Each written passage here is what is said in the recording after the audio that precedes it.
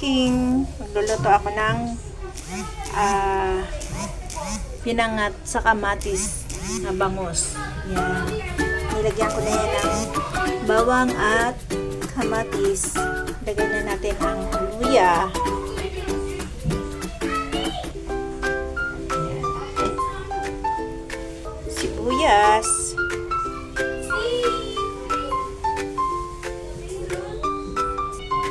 At paminta. Pamintang buo. Guys, para sarap. Kaya talaga ang pangpangat. Asin. At kunting magic syrup. Kunti lang guys. Huwag masyadong marami ng pampalasa. Kasi alam naman natin na hindi naman sa katawan. At tubig. Yan. Lagyan natin ng sapat na tubig sa kanyang hanggang maluto para hindi siya tuyo. Sarap kasi yung may sabaw-sabaw kapag pinangat sa kamatis. Tapos mamaya guys, lalagyan ko yan ng konting mantika at suka para hindi siya mapanis ng madali lang.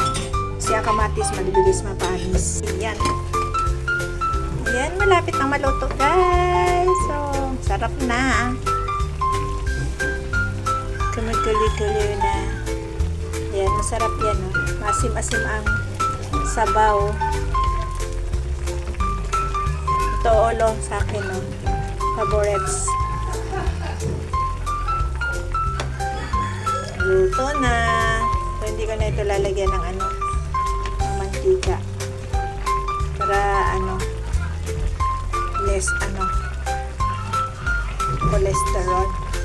Chik. Hanap na yan guys. Kain na tayo. Let's eat. Tikman mo na. Harap. Sarap ihigop ng sabaw. Yan o. Dinamihan ko yung sabaw para mayroon konting pang sabaw sa kanin at medyo may mahigop. Maasim-asim. Sarap. Sarap talaga. Kain na tayo guys. Let's eat! Raba-raba eat!